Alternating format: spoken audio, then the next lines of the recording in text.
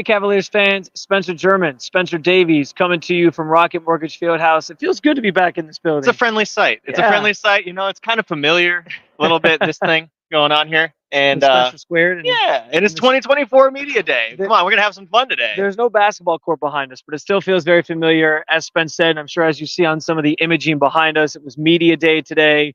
Got a chance to talk to the entire Cavs roster across the board, the stars, the role players, the first year guys. Jalen Tyson's a personality, as we're finding out. So we have a lot of different things to cover here.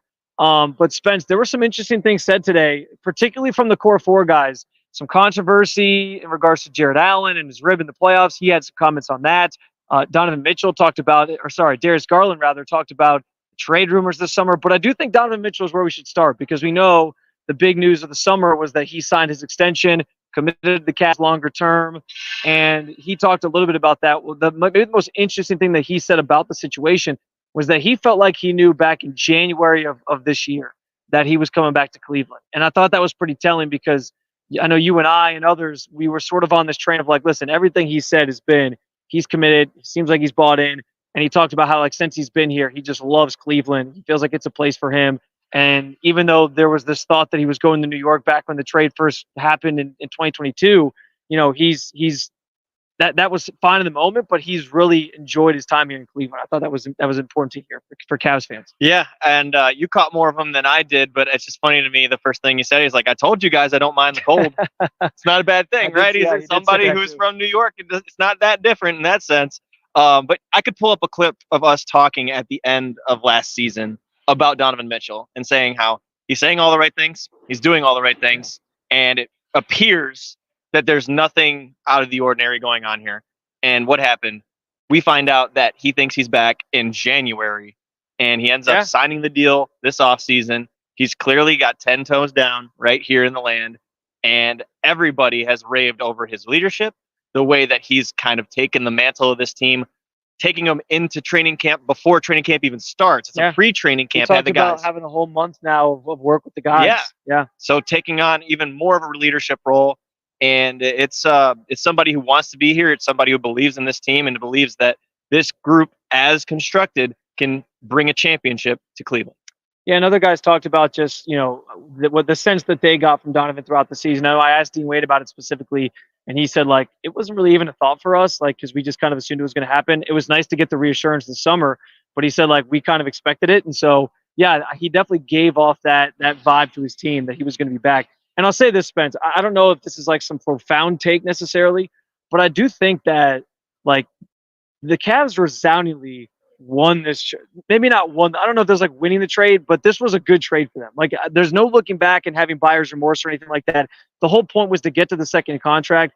But I think beyond that, like, they traded for the perfect guy at the perfect time in terms of, like, there's other superstars who, like, yeah, they would get traded to Cleveland and they'd be like, I'm not going to stay here very long.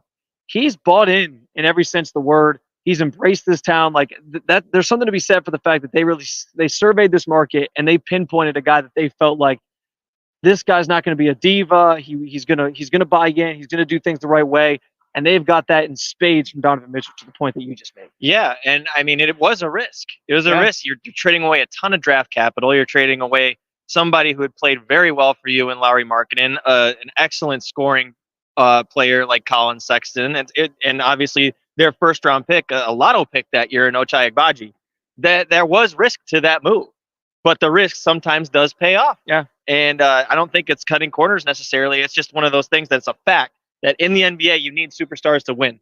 It might not be conventional the way that you get that superstar. Usually it comes through the draft or through free agency for a lot of the big market teams, but Dan Gilbert's willing to open up the pocketbook, ended up giving Donovan Mitchell the money that he wanted and he earned. And now he's a core part of this team and is, again, the leader that they need to take that next step. And it's like you said, it's paid off in spades. And it's great to see somebody who wants to be here. And it seems like that's a common theme with these Cavaliers. Well, speaking of next steps, Darius Garland had some interesting comments as well about a couple of different things. But the first one was, I asked him point blank, like, I'm sure you hear the talk outside about you and Donovan Mitchell and the fit, whether or not you guys can actually function together. What do you say about that? And his point was, we've taken steps every single year since we've been together. We've gotten better. We've gotten deeper in the playoffs.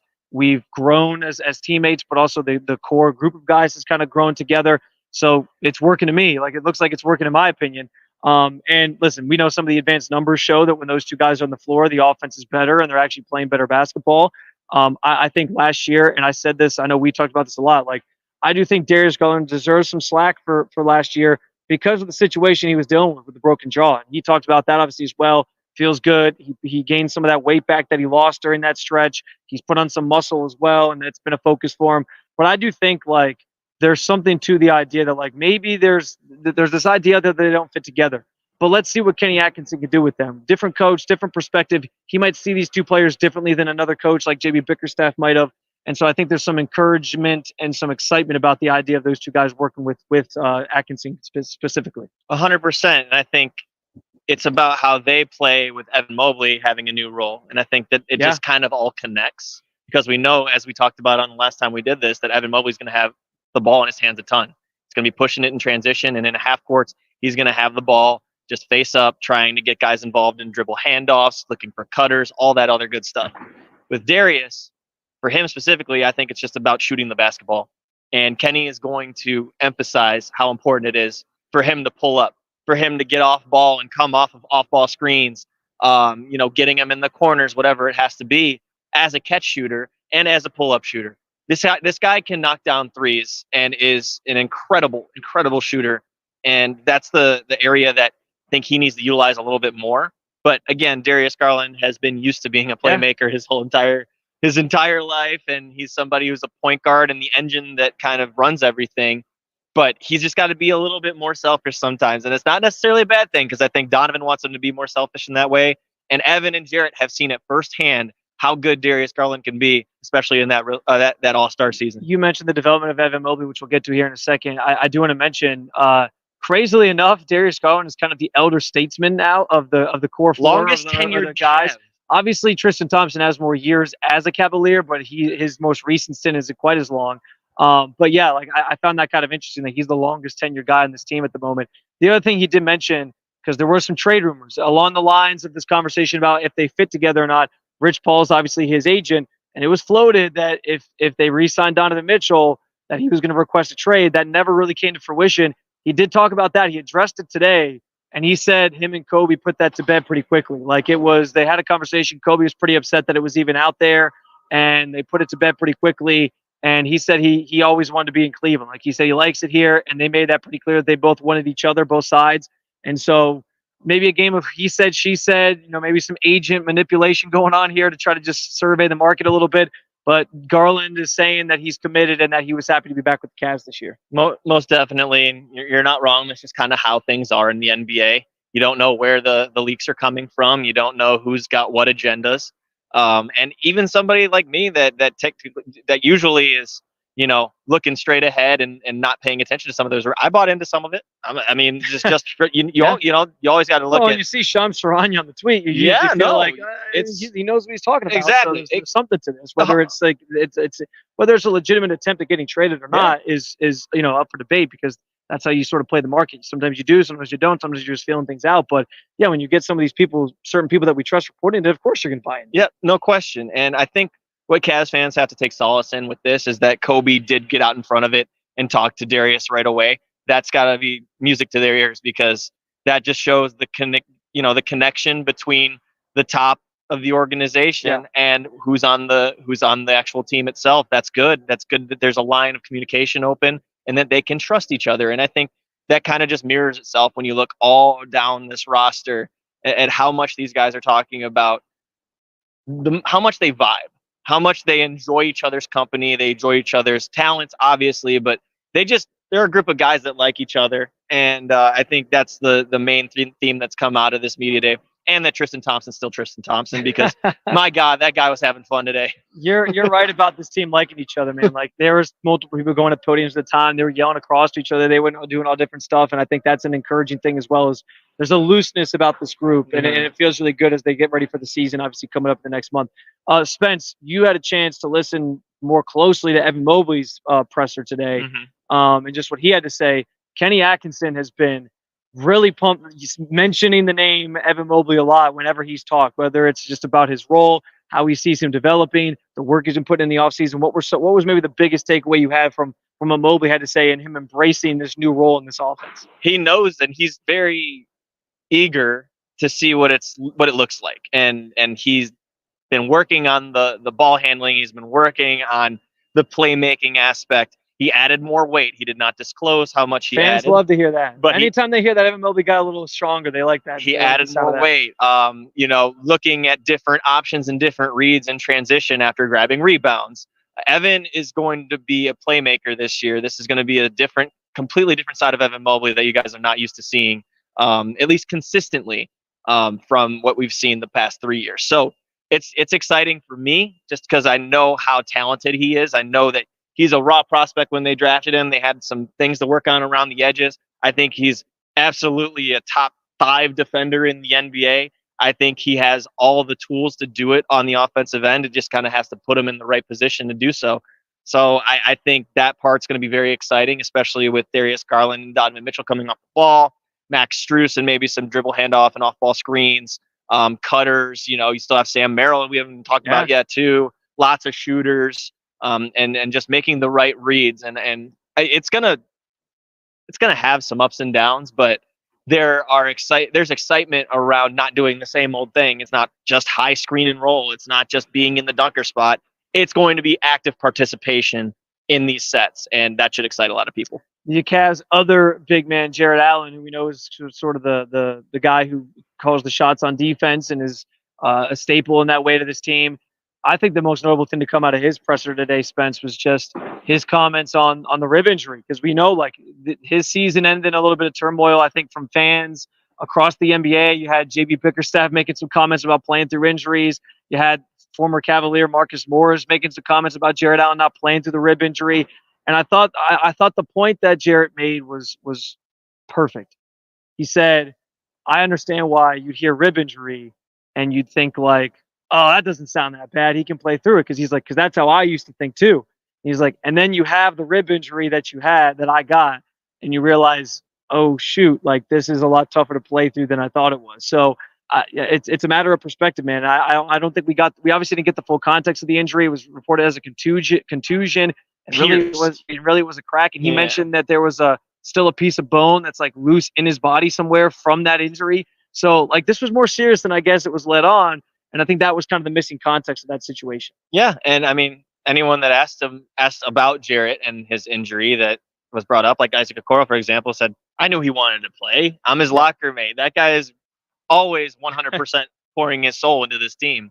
So, a lot of emotions run wild when it comes to postseason time, and a lot of, reaction game to game. And maybe, because of the playoff series, not this past year, but the year before that, kind of made people think one way about Jarrett Allen. I think that's very true. I think he dispelled a lot of that in the first round against Orlando and didn't get the opportunity to show that was the case after he got hurt. I think that's well said. I think that's a good point. I do think the year before sort of gave this preconceived notion as to the type of player he is, and I think that is unfair. And he did say in regards to the Marcus Morris comments, takes a lot more than that to get to me, so he wasn't too worried about it. Spence, the rest of the players, we got to talk to everybody. I don't want to go too much longer with this for everybody who's watching. We appreciate you guys jumping in as always. 1 hour breakdown of each podium guy. That's how we're doing this. But what were some of the other overarching themes that you picked up on from other players that you talked to today, or that you had a chance to kind of interact with today? The connectivity of Kenny Atkinson, just the way that he's approached them, he's communicated with them, and consistently coached them. Jalen Tyson said that he has a love-hate relationship with this guy already, which means that Kenny's getting on him. Kenny's getting on the rookie. He told him flat out, you can get on this court. You can be a part of this rotation. And Jalen said his goal is to crack the rotation, right? It's different for a lot of guys. Ty Jerome, I thought, was another interesting one. Just talking about last year and just kind of a freak injury that kept him out for the entirety of the season. Asked him what he thinks he can bring to the squad, and he just said a sense of calmness, which makes sense knowing coming from Virginia, playing for Tony Bennett, very much so a pro offense there, and a very laid back, know how to execute in the half court type of situation. So Excited to see what Ty Jerome can do in that situation. Craig Porter, Craig's just gonna be Craig. He's he's somebody who really goes out there and just competes. Whether it's getting a loose ball, whether it's making the right play, assists. He said there's not really one aspect of his game that he focused on. It's just all about just contributing to the team. And then Amani Bates, he's favorite. He thinks he had a bad summer league. He flat out came out and said that. But he does feel more prepared coming into this season. And Kenny said that he might be in a role that he's not used to. Amani said, I might have to be a 3-and-D guy, not have the ball in my hands, and I'm not used to that. But again, he appreciates the coaching. So it seems like Kenny, although a player's coach, is somebody who really does a good job at establishing relationships, is not going to be afraid to get on these guys, and especially the young players. And maybe that's why he has such a good track record of player development. I'll throw one more in for you because I think we spent a lot of time focusing on Mitchell, Garland, what that's going to look like under Kenny Atkinson. Obviously, Evan Mobley and what the next phase of his development looks like under Kenny Atkinson, and even a little bit of Jared Allen in that phase as well.